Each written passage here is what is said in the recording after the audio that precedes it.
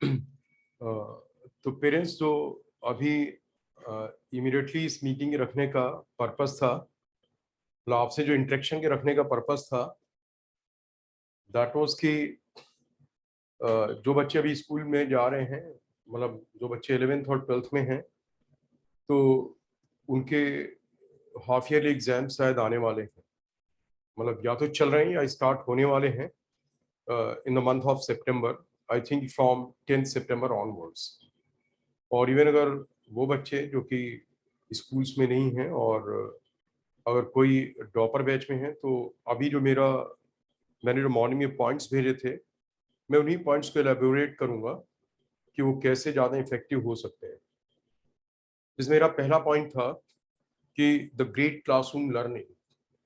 तो great classroom learning is not just all about कि एक बच्चा क्लास में आया और उसकी क्लास में प्रेजेंस है, सो दैट मीन्स कि classroom becomes same for all the students. एक ही क्लासरूम के कुछ बच्चों की लर्निंग बहुत अच्छी होगी और कुछ बच्चों में लर्निंग अच्छी नहीं होती है, कुछ बच्चे उतना अच्छा नहीं सीख पाते हैं।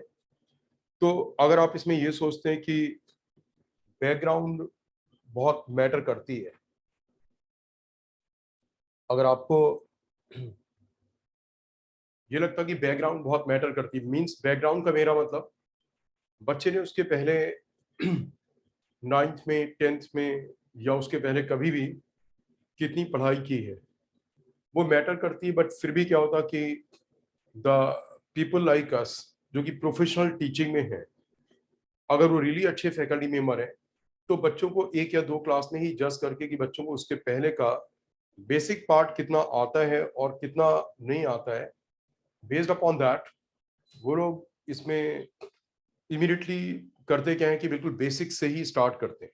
मीन्स कि बच्चों से कनेक्ट करते हैं कि बच्चे का इसके पहले कितना आता था, कितना नहीं आता था, और मुझे कहाँ से बेसिक्स में स्टार्ट करना पड़ेगा। जनरली वैसे ही होता है। हाँ, क्लासरूम लर्निंग में मैं जैसे इसके दो चीज़ों पे फोकस करूंगा। जो पहला पॉइंट है वो ये है कि जब एक बच्चा एक क्लास के लिए आता है, तो उस क्लास के लिए घर पे उसकी एक प्रिपेयर्डनेस नीडेड है।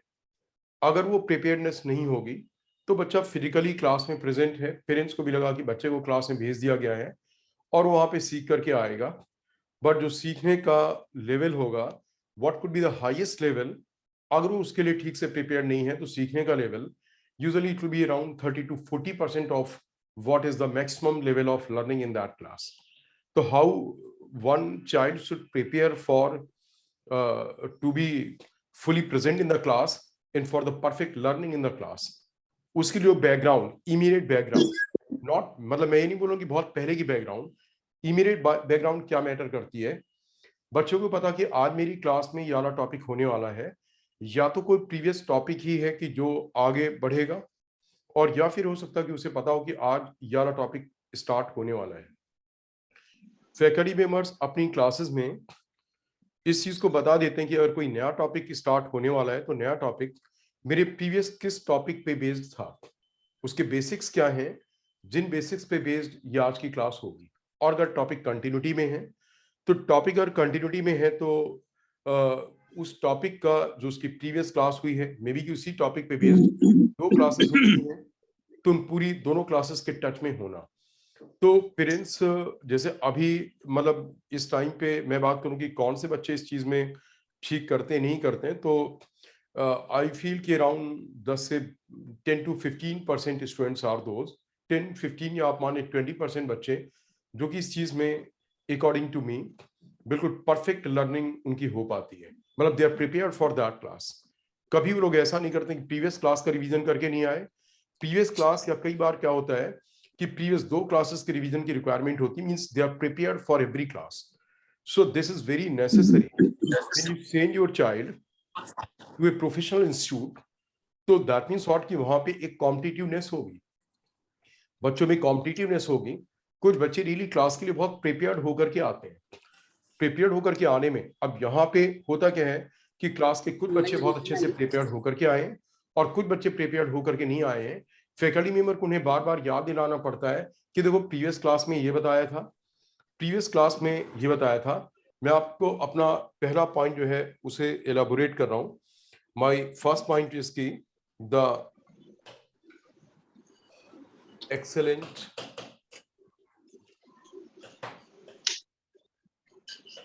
क्लासरूम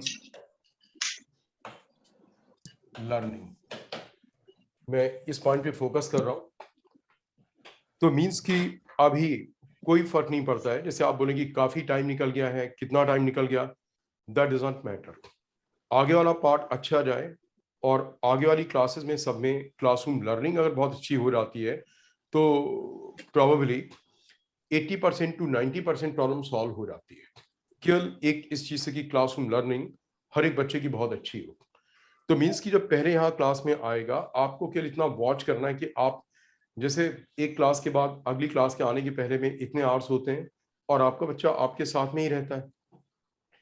आप केवल उससे ये पूछ लें कि बेटा आज जिस क्लास में अब अगली क्लास में आप जाने वाले हो, आपने उसके लिए जिन जिन क्लासेस की रिक्वायरमेंट होगी उसके लिए कोई फॉर्मूलों की जरूरत होगी, किसी इंफॉर्मेशन की जरूरत होगी, किसी लॉ की जरूरत होगी कि जो लॉ आज वाली क्लास में यूज किया जाएगा, डेफिनेशन यूज की जाएगी, कोई फॉर्मूले यूज किए जाएंगे, आप उन फॉर्मूलों के बारे में प्रिपेयर्ड हैं.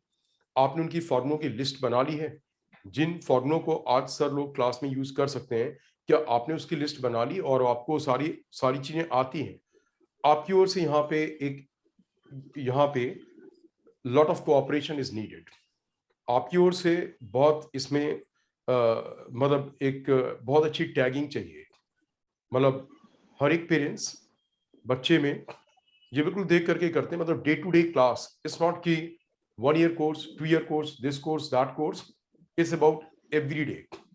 हर एक क्लास के लिए one should be prepared very much. जब बाद में कभी रिजल्ट आए या परफॉर्मेंस अच्छी ना हो, हमारे यहाँ का टेस्ट हो, परफॉर्मेंस अच्छी ना आए, आप एक साथ बच्चे के ऊपर या फिर आप मानिए मुझसे बोलें कि आप लोग क्या कर रहे थे, वो एक साथ उसका कोई मतलब आपके अपने रिएक्शंस हैं, आप रिएक्ट कर सकते हैं. आपका अपना राइट है रिएक्ट करने का, आप बिल्कुल रिएक्ट कर सकते हैं. बच्चे के ऊपर भी रिएक्ट कर सकते हैं, आप हमारे ऊपर भी रिएक्ट कर सकते हैं जितना आपको जेन्युइन लगता है. लेकिन उससे कोई इंप्रूवमेंट नहीं आने वाला. इंप्रूवमेंट आने के लिए ये डे टू डे टैगिंग चाहिए. मान लीजिए आपको लगता कि क्या हम लोग बच्चे के साथ इतने रियली हमें भी इतना टाइम गुजारना पड़ेगा. मैं ज्यादा टाइम गुजारने के लिए नहीं बोल रहा हूँ. I am telling you only की जो 24 आवर्स हैं या 24/2 आवर्स हैं या 24 जो वीकेंड प्रोग्राम के बच्चे उनके लिए 24/5 आवर्स हैं. उनमें केवल बच्चे से ये इंश्योर करना कि बेटा जब आप नेक्स्ट क्लास में जाओगे तो आपको जो जो क्लास होने वाली है वो जिन जिन क्लासेस पे बेस्ड होगी, मे बी कि उसकी प्रीवियस की 2 क्लासेस या 3 क्लासेस, कुछ फॉर्मूले, कुछ लॉज, कुछ प्रिंसिपल्स होंगे कि जो फैकल्टी मेंबर उसमें यूज करेंगे. Are you prepared with that? वो ये नहीं कि उसे सेपरेटली पहले से प्रिपेयर करना है, वो ऑलरेडी यहाँ पे करा दिए गए होंगे. या तो नया टॉपिक है तो किसी प्रीवियस टॉपिक पे बेस्ड होगा, या टॉपिक कंटिन्यूटी में है तो उन चीजों पे बेस्ड होगा. So this is the first point जो मैंने अभी आपको बताया, that was the first point. मतलब फर्स्ट पॉइंट इज कि बच्चे को करना क्या है. फर्स्ट पॉइंट कि the student must be ready to learn the new by using the previous concepts. So that means कि उसे जो previous concepts हैं उनके लिए बिल्कुल चेक करना होगा. आपको उसे बार बार टैग करना होगा, बताना होगा, बोलना होगा. आप जब 2, 3, 4 बार करेंगे, ग्रेजुअली जब ये चीजें हैबिट में कन्वर्ट हो जाती हैं तो फिर हमें तब उसमें टाइम बंद कर इसको एक बार. तुम्हारे सर का कोई भी तब हमें फिर बार बार नहीं इन्वॉल्व होना पड़ता है. बट स्टार्टिंग में ऐसा करना पड़ता है. मतलब दिस पॉइंट में ना बेटा पूछो ना, मेरे लिए भी तो है. सो स्टार्टिंग में हमें ये करना पड़ता है. दूसरा पॉइंट, जो दूसरा पॉइंट है, इट इज दिस की क्लासरूम के अंदर प्रेजेंस में कोई 2 से 3 फैक्टर्स हैं जो क्लासरूम की लर्निंग को इन्फ्लुएंस करते हैं. मैडम, जिनके भी घर पे कोई बात हो रही है काइंडली अपना माइक ऑफ कर दें। तो आप देखेंगे क्लासरूम की प्रेजेंस में, जब बच्चा क्लासरूम में प्रेजेंट है तो लर्निंग में यहाँ पे 2-3 चीजें आती हैं। सबसे पहली चीज कि बच्चे का confidence to learn new, confidence to learn new things and to accept it, then to realize it. उसे नई चीज को अपने पास आने देना, मतलब उसमें कोई बाउंड्री नहीं बनाना। There must not be any कि जब पहली बार कोई चीज बताई जा रही है, लर्निंग में कुछ लोगों का प्री माइंड सेट होता है, नहीं ये नहीं, ये ऐसा नहीं, इस तरीके से नहीं, इस तरीके से। This is not the right thing. जब पहली बार बच्चा क्लास में आता है तो क्लास में एक उसमें कवरिंग में नहीं रहना। जो स्टूडेंट है, student must not make any cover. उसे अपने ऊपर एक कवर चढ़ा करके नहीं रखना है कि वो अपने अंदर नई चीजों को एंट्री बड़ा मुश्किल से देता है, चीजों को अंदर एंटर ही नहीं कराने देता है। उसमें से क्या ठीक है, क्या चीज ठीक नहीं है, किस चीज में मॉडिफिकेशन चाहिए, ये बात की बात है। जब वो उसे यूज करेगा प्रॉब्लम्स के सॉल्व करने में, तो फिर उसे अपनी लर्निंग पे जहां मॉडिफाई करना तब करेगा। बट पहली बार में बच्चा सोचता मुझे तो ये कॉन्सेप्ट इस तरीके से आता, उस तरीके से आता होगा। बट जब आप क्लास में आए फिर क्या होगा, वही कॉन्सेप्ट जो आपने पहली बार में रिजेक्ट कर दिया था, ये सोच करके कि मुझे तो स्कूल में इस तरीके से कराया गया या ऐसा कुछ है, बाद में क्या होगा कि जब आपसे क्वेश्चन सॉल्व नहीं होगा तो फिर हो सकता है कि फिर आप उस पॉइंट पे रियलाइज करो कि ये दोबारा से सीखने को मिल जाएगा क्या, उसी तरीके से जिसमें कि मैं इसमें आर्ग्यूमेंट भी कर पाऊं, सर से कुछ क्वेश्चंस भी कर पाऊं कि सर ये कैसे हुआ, वो कैसे हुआ। When you have come and आपको सिखाया जा रहा है, you have got the full chance, आपके पास पूरा चांस है, आप बिल्कुल पूछ सकते हैं, आप रीजन कर सकते हैं, आप सब कुछ कर सकते हैं। तो मीन्स की डोंट कवर योरसेल्फ, बिल्कुल कीप योरसेल्फ ओपन। मीन्स कि आपकी जो माइंड की वेंट है, mind went must be open. आपकी माइंड की जो वेंट्स हैं दे मस्ट बी ओपन, बिल्कुल कुछ भी एक्सेप्ट करने को, सुनने को, समझने को, उस टाइम पे पूरा फोकस इसी में। तो कुछ लोगों में पहले से एक प्री कॉन्सेप्ट होना, प्रीजुडाइज होना, कि सोच लिया कि ये ऐसा होता वैसा होता, नहीं सोचें। बहुत ही फ्रेश होकर के, कॉन्फिडेंस भी बहुत जरूरी कि this is the day where I am going to learn the best. मैं आज सब कुछ समझ जाऊंगा। मतलब इसके मुझे बिल्कुल ऐसा नहीं हुआ कि बच्चों के दिमाग में ये भी एक प्री कॉन्सेप्ट होता कई बार, नेगेटिव कॉन्फिडेंस होता क्या है कि मुझे लोगों से कम समझ में आता है। आई एम टेलिंग यू, मैं सिखाने में या हमारे फैकल्टी मेंबर्स इतने कॉन्फिडेंट होते हैं, इतने कॉन्फिडेंट होते हैं, कुछ नहीं आता है, वो फोकस कर ले क्लास में, हम तब भी सिखा देंगे, हम उसे तब भी सिखा देंगे। तो नेगेटिव कॉन्फिडेंस रखना कि मुझे कम समझ में आएगा, लोगों को ज्यादा समझ में आएगा, it must not be there. बिल्कुल कॉन्फिडेंस के साथ आना है कि मुझे सब समझ में आएगा। दूसरी चीज, मैंने ज्यादा नहीं लेकिन almost I can say class के, हर एक क्लास के, मतलब डिपेंडिंग अपॉन कौन सी क्लास, किस लेवल की क्लास है, मैंने देखा है कि 5 से लेकर के 20% बच्चों के अंदर ये फैक्टर होता है। What factor? Concentration. They really can not concentrate, वो कॉन्सेंट्रेट नहीं कर सकते। मैंने देखा है in everyday teaching, I observe this. मतलब कहीं पे बाल में खुजली करने लग गए, नाक में खुजली करने लग गए, कोई पेन गिरा दिया, फिर पेन को उठाने में लग गए, या फिर किसी बगल वाले बच्चे से कोई बात करने लग गए, कुछ स्माइल पास की एंड ऑल, मतलब द लॉट ऑफ डिस्ट्रैक्शंस। तो अगर एक बच्चा क्लास में आया भी है, अपना टाइम भी दे रहा है, मतलब आया है, रेगुलरली क्लास भी कर रहा है, टाइम भी दे रहा है, इसके बावजूद भी वो उस क्लास को पूरा यूटिलाइज करने का उसने पहले से ही बना लिया कि I not be utilizing it fully.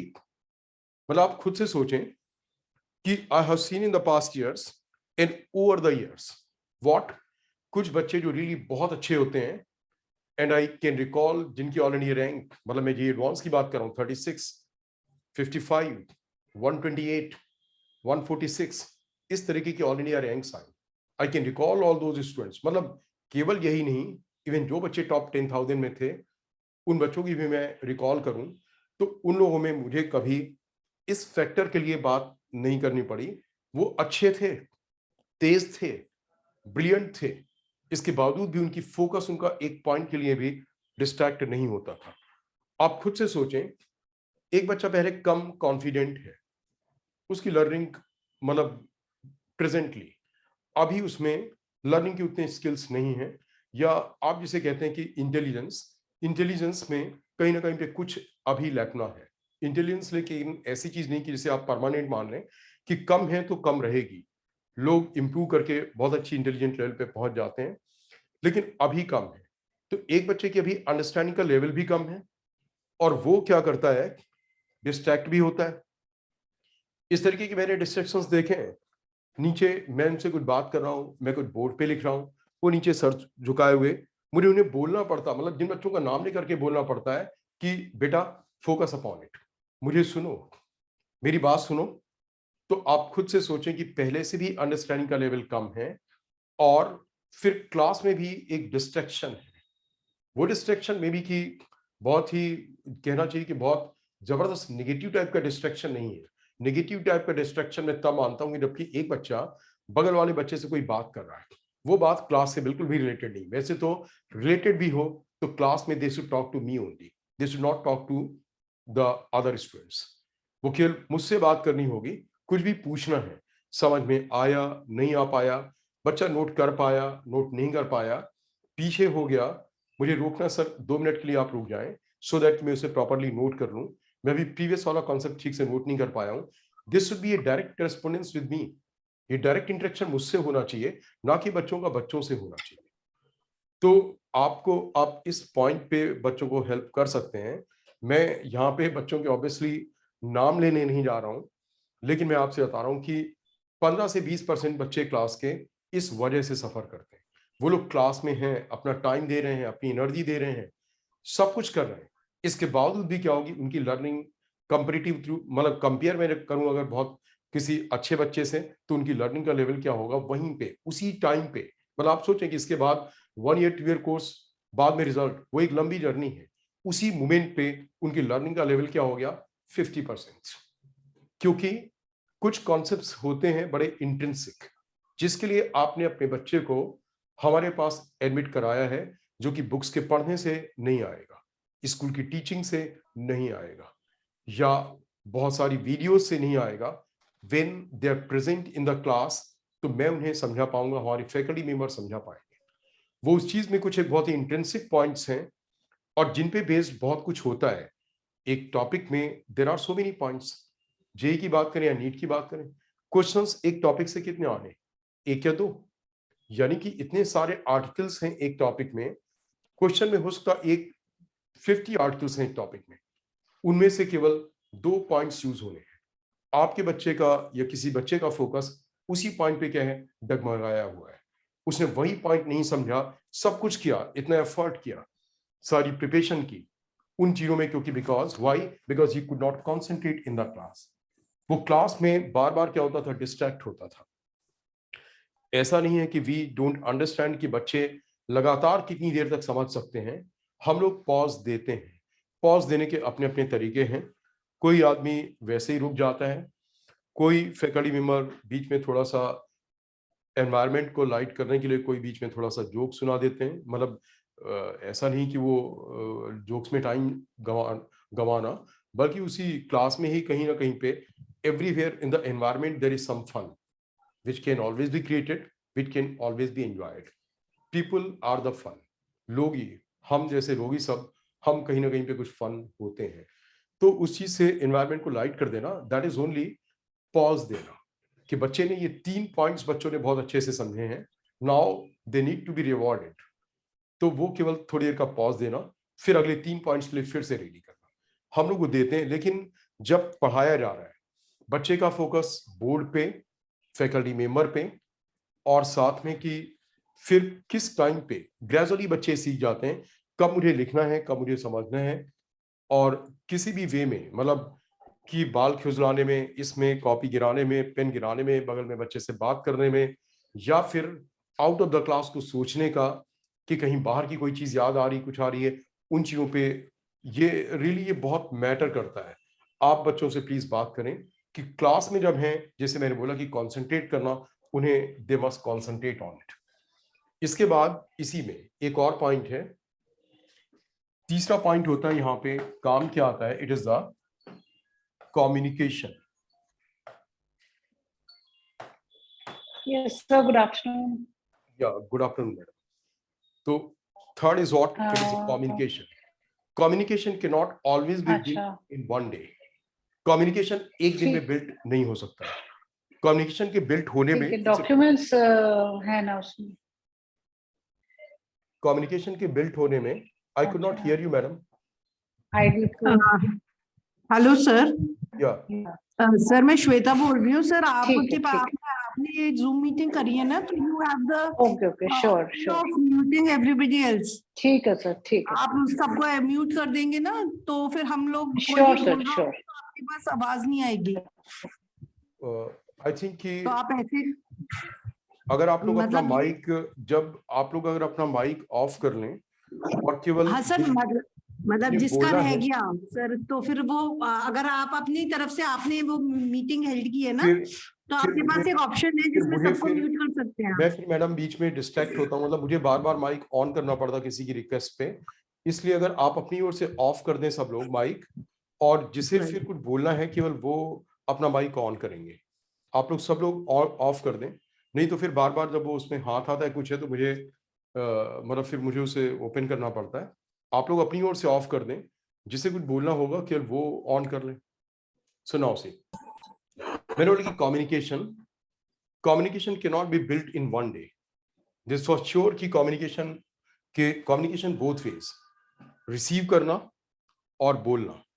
तो बच्चों का क्लास में बहुत कुछ तो नहीं बोलना पड़ता है, बोलना केवल इतना, अपना क्वेश्चन पुट अप करना, क्वेश्चन को प्रॉपर फॉर्म में पुट अप करना। क्वेश्चन को जब प्रॉपर फॉर्म में पुट अप करने से मेरा मतलब है कि सबसे पहले तो सब्जेक्ट मैटर को रिसीव करना। तो यहाँ पे जनरली हम लोग, जैसे मैं आपसे बात कर रहा हूँ, हम इसी तरीके की लैंग्वेज यूज करते हैं, ना तो पूरी इंग्लिश ना पूरी हिंदी, एक जनरल टॉक वाली लैंग्वेज, उसी को हम बोलते हैं। इवन साइंस के कॉन्सेप्ट्स भी जब हम बोलते हैं जो कि बिल्कुल पूरे इंग्लिश में बोले गए, तब उसे एक बार हिंदी में भी बोल करके या मिक्स लैंग्वेज में भी बोल करके बताया जाता है, सो दैट कि बच्चा उस कॉन्सेप्ट को रियलाइज कर पाए कि रियली ये कॉन्सेप्ट है क्या, इसका मतलब क्या है, वो बच्चा इसे समझ पाए, हम करते हैं।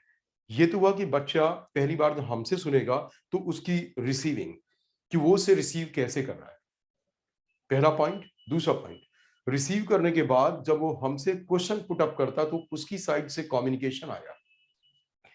इस रिसीव करने के बाद उसकी साइड से जो कम्युनिकेशन आया, उसमें क्या हुआ कि एक बच्चे ने पूछा, सर ये क्वेश्चन समझ में नहीं आया। This is one way to ask it. एक बच्चे ने ऐसे पूछा, सर इस क्वेश्चन में मुझे पहला स्टेप समझ में आ गया, क्योंकि बोर्ड में उस टाइम पे लिखा होगा वो क्वेश्चन, सर ये स्टेप समझ में आ गया, याना भी आ गया, मुझे तीसरा स्टेप कैसे इससे कनेक्ट हुआ। Science means what, connecting the things. Science में बिल्कुल यही होगा कि कोई भी चीज अचानक नहीं आ जाएगी, वो स्टेप वाइज होगी। तो बच्चे ने बोला, सर मैं सेकंड स्टेप से थर्ड कैसे आया, मैं इस इक्वेशन को नहीं समझ पाया, मुझे ये वाला पॉइंट क्लियर नहीं हुआ।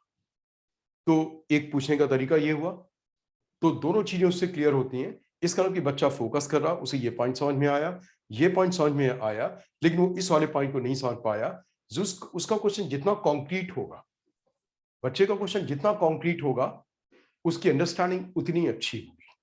और अगर बच्चा बोलता है मैंने मान की कोई आर्टिकल पढ़ाया, suppose I taught the relative velocity, जब रिलेटिव वेलोसिटी पढ़ाया गया तो रिलेटिव वेलोसिटी में कोई इंट्रोडक्शन दिया गया होगा, क्या होती है ये सब बताया गया।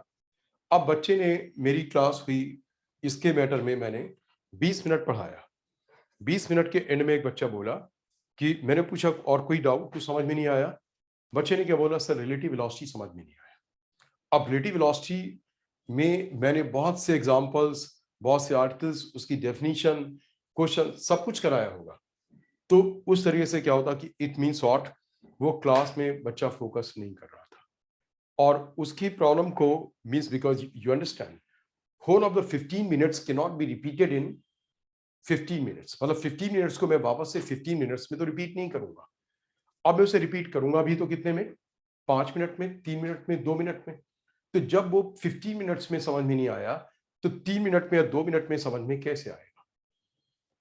तो आपको बच्चों को इस मैटर में गाइड करना है कि वो पॉइंट वाइज फोकस करें। जिस स्टेप में, एक चीज में 1 2 3 4 5 5 स्टेप्स हैं और उन 5 स्टेप्स के बाद कोई एग्जांपल्स हैं, example 1, example 2, example 3, example 4, example 5, ये एग्जांपल्स हैं। तो जब उसे स्टेप्स बताए जा रहे हैं उस कॉन्सेप्ट के, तो किस स्टेप में समझ में नहीं आया वो पूछेगा बच्चा कि मुझे सर इस स्टेप में यहाँ पे प्रॉब्लम नहीं आई, जहाँ पे प्रॉब्लम आई। और जब वो वहीं पे बोल देगा, मुझे 4th स्टेप पे जाने ही नहीं देगा, 3rd स्टेप में उसने पूछा, मैं 3rd स्टेप बताऊंगा, तो मैं फिर 4th स्टेप पे जाऊंगा। साथ में जब एग्जाम्पल दे रहा हूं तो ये थोड़ी कि मैंने बोला कि मैं एक साथ एग्जाम्पल्स देता हूं फिर आप मुझे बाद में पूछना। जब मैं एग्जाम्पल 1 दूंगा तो वैसे ही स्टेप्स एग्जाम्पल 1 में, जैसे यहाँ पे स्टेप्स थे ऐसे ही इसमें स्टेप्स होंगे। तो उनमें भी बच्चे को एक एक पॉइंट बताना, सर मुझे इस एग्जाम्पल का ये वाला पॉइंट समझ नहीं आया, इसमें ये नहीं आया। This is about communication. जो मैंने बोला कि मेरा ये जो पॉइंट था कि सबसे पहला पॉइंट था कि अबाउट द, ये था क्लासरूम, पहला था मेरा कि क्लासरूम लर्निंग, और दूसरा था कि इसमें 2-3 पॉइंट्स थे, ये 2-3 पॉइंट्स। इसके बाद फिर जो फर्दर मुझे बताना था, मतलब क्लासरूम लर्निंग में दिस वाज वेरी इंपॉर्टेंट। फिर घर पे बच्चे जब घर पे होंगे, घर पे ऑब्वियसली इसमें प्रीवियस कॉन्सेप्ट्स के समझ में उन्हें रिवाइज करके आना, ये भी घर पे ही होना था। बट अपार्ट फ्रॉम दैट जो एक और चीज आई वो है कि स्ट्रगल करना। मतलब व्हाट कि जब एक क्वेश्चन घर पे बच्चा सॉल्व करता है, मैं अभी कल यहाँ पे मेरी एक क्लास थी और मैं क्लास में था, तो एक कैलकुलेशन मैंने कोई कॉन्सेप्ट बताया, वो कॉन्सेप्ट बिल्कुल ठीक था, बच्चे उसे कैलकुलेशन ठीक से नहीं कर रहे थे और उसका आंसर नहीं मिल रहा था। एक बच्चा क्लास में ही प्रेजेंट था और मतलब दैट इज आवर, वो हमारा सबसे अच्छा बैच है। उस बच्चे ने क्लास में मुझे क्या बोला, सर मेरे पास सॉल्यूशन है। मतलब immediately on the phone he got the solution from somewhere and उसने बोला सर मेरे पास सॉल्यूशन है। तो आप सोचें कि जब बच्चा क्लास में ऐसा कर रहा है तो फिर वो बच्चा अपने घर पे कैसे करता होगा, वो स्ट्रगल कैसे करता होगा। मैंने फिर उसे डांटा और इमीडिएटली बंद करने को बोला। मैंने बच्चों से बोला कि इमीडिएटली जो बताएगा उसी का कैलकुलेशन ठीक से करना है। They calculated properly, they got the answer. अब वो स्ट्रगल ही बच्चों को सिखाता है। जब बच्चा यहाँ पे, जो बच्चे ऐसा करते हैं, तो आप सोचें कि वो बच्चे घर पे स्ट्रगल प्रॉब्लम सॉल्व करने में कैसे करते होंगे।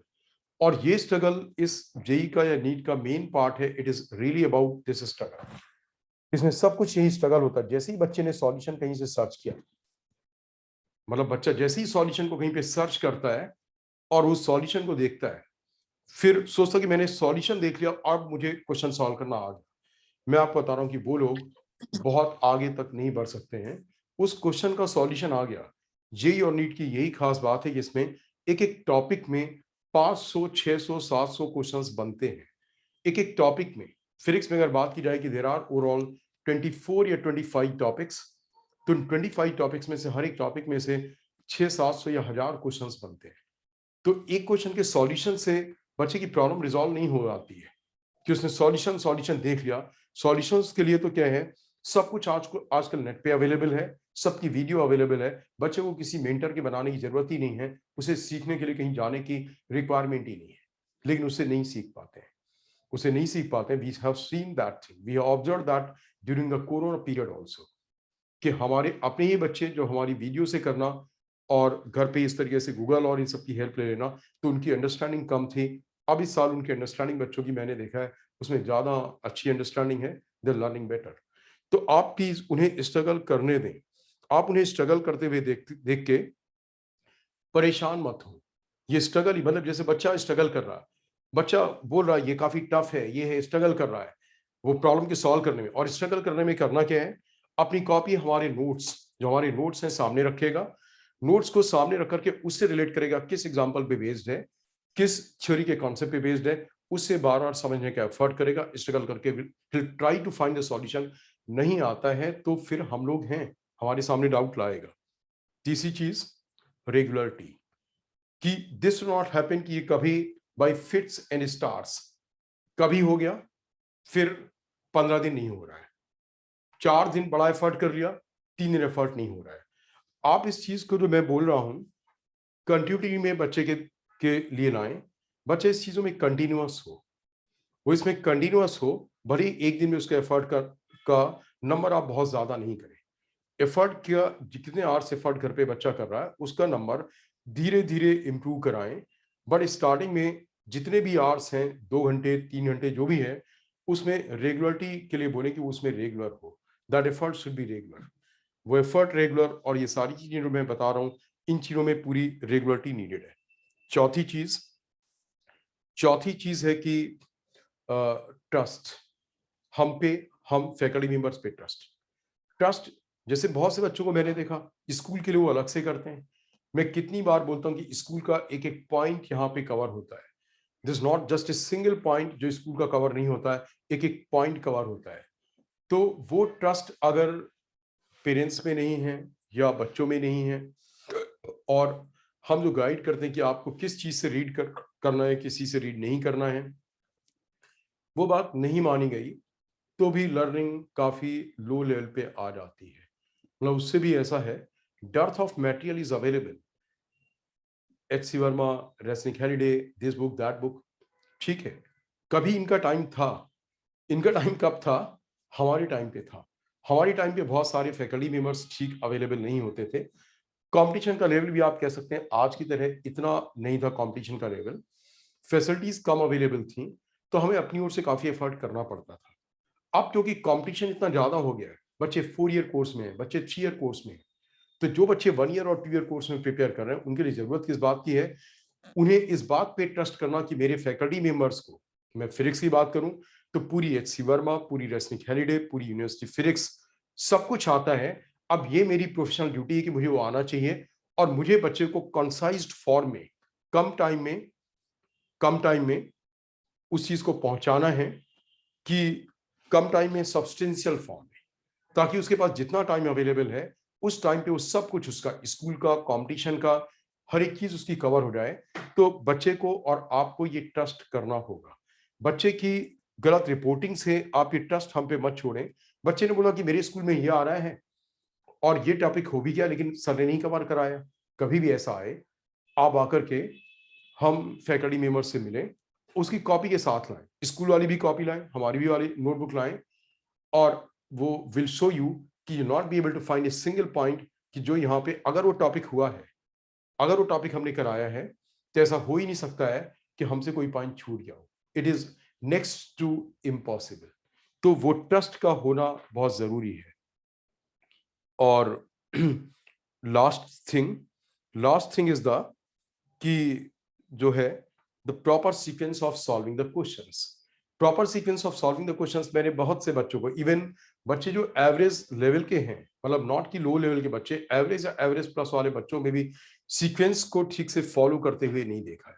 जैसे बताया गया कि आपको सबसे पहले एनसीईआरटी के क्वेश्चन सॉल्व कर लो। एनसीईआरटी के क्वेश्चन सॉल्व करने के बाद हमारी बुकलेट में जो जेईई मेन के या नीट के ऑब्जेक्टिव वाले हैं, जो बच्चा जिस कैटेगरी में है उसके क्वेश्चन सॉल्व कर लो। फिर जब आपसे ये हो जाए तो बाद में हमारे बुकलेट के एग्जाम्पल पे आओ। बुकलेट के एग्जाम्पल पे पहले नहीं, हमने पहले भी तो क्लास में बहुत सारे एग्जाम्पल्स दिए हैं।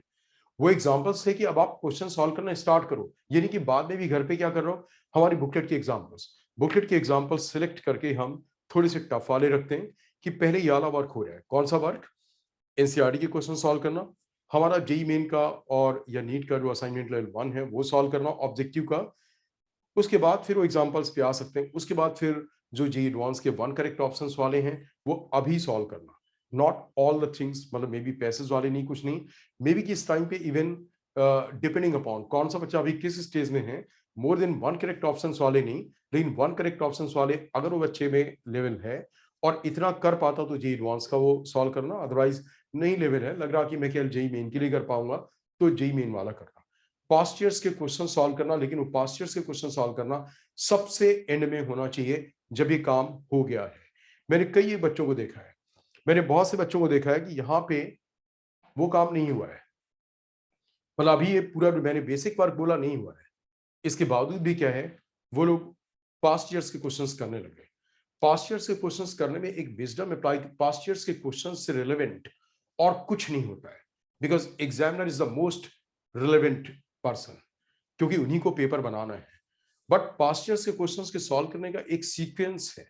पास्ट ईयर्स के जब आप क्वेश्चन करते हो, मानो फॉर एग्जांपल मैं अभी मोशन इन मंडी और 2D मेरा कवर हुआ है, और पास्ट ईयर्स के क्वेश्चंस में कई बार ऐसा होता है एग्जामिनर मल्टीपल टॉपिक्स की हेल्प लेता है, उसमें कुछ पार्ट न्यूटन्स लॉ का भी लगना है, कुछ पार्ट 1D और 2D का भी लगना है। बच्चे ने अभी न्यूटन्स लॉ नहीं किया, उससे सॉल्व नहीं होगा, उसे सॉल्व भी नहीं होगा, साथ में उसने एक चीज लूज कर दी। लूज क्या कर दी? Curiosity to solve that question. जैसे होता एक क्वेश्चन का थ्रिल होता है, मैंने सब कुछ समझ लिया, इतने क्वेश्चंस कर लिए, अब मैं पास्ट ईयर का क्वेश्चन सॉल्व करता हूं, लेट मी चेक मैं कर सकता हूं या नहीं कर सकता हूं। उसने क्या करा, क्वेश्चन देख लिया, और हो सका कि क्वेश्चन देखने के बाद जनरली जैसा बच्चे मैंने देखा करते हैं, सॉल्यूशन पे भी पहुंच जाएंगे कहीं ना कहीं से, गूगल से सॉल्यूशन भी देख लिया, उसे लगा अच्छा इसमें न्यूटन्स लॉज का भी यूज आ रहा है। अब क्या होगा कि उसने थोड़ा थोड़ा सॉल्यूशन देख लिया, और जब बाद में न्यूटन्स लॉ कवर होगा, मे बी उस टाइम पे छोड़ दिया, बाद में उसने करा, लेकिन उसका थ्रिल खत्म हो गया। तो इस चीज में कई बार वेट करना होता है। हम लोग जब आप हम पे ट्रस्ट करते हो तो हम आपके बेनिफिट के लिए ही है, किसी बच्चे के लिए कोई हार्म कराने के लिए नहीं है। We try to innovate, we try to motivate, we try to generate all the things, जिससे कि आपके बच्चे की लर्निंग बिल्कुल वन ऑफ द बेस्ट हो, ऑल ओवर इंडिया के लेवल पे भी आप काउंट करें तो सबसे अच्छी लर्निंग हो। हम उसके सारे तरीके जनरेट करते हैं। हम उस बच्चे को पास्ट ईयर के उस क्वेश्चन से दूर नहीं रखेंगे, but there is a time कि किस टाइम पे उस क्वेश्चन को अटेम्प्ट करना चाहिए। नहीं तो बच्चे वो थ्रिल लूज कर देते हैं, जब वो पेपर देखते हैं तो उन्हें लगता क्या, पास्ट ईयर का पेपर दे ऑलरेडी डन है। नहीं तो एक चांस होना चाहिए बच्चे के पास कि अब मैं देखूंगा, मेरा ये हो गया, अब मैं इस पेपर को देखूं कि अब मैं इसमें से रियली क्या कर सकता हूं, क्या नहीं कर सकता हूं, फिर मैं देखता हूं कि अब इंप्रूवमेंट के लिए और क्या चीजें नीडेड है। तो प्लीज आप इन चीजों को फॉलो कराएं। And I again tell you कि जो बच्चे स्कूल गोइंग बच्चे हैं, वो उन बच्चों का हम ध्यान रखते हैं। स्कूल्स ने इस बार सब कुछ लेट स्टार्ट किया, बट अभी जो पेपर रीड आ रहे हैं उसमें सिलेबस एक साथ ज्यादा कर दिया, which is not justified. I feel it is unreasonable. Still हमारी वीडियोस अवेलेबल हैं, और वीडियोस को देख करके अगर बच्चों को कोई गाइड चाहिए होगा, मतलब किसी चीज में, we are ready to help that. But फिर भी मेरा ये कहना कि अगर बच्चा कोई, मान लीजिए 5 टॉपिक्स हैं, 5 में से बच्चा 4 टॉपिक्स पूरे रेडी करके लाता है और एक टॉपिक में उसकी प्रिपेयरनेस कम है, तो अगर 11th वाले पेरेंट्स के लिए खासतौर से उनके मार्क्स कुछ कम आ जाते हैं, इवन 12th वाले बच्चों के जिनके इसमें पेपर होंगे उनके मार्क्स कुछ कम आते हैं, तो आप उसे बियर करें, बिकॉज कोई गलत स्ट्रेटजी को, नहीं तो क्या होगा, अभी बच्चा हर एक टॉपिक का, मतलब वो 5 टॉपिक्स है, किसी भी टॉपिक में बहुत अच्छा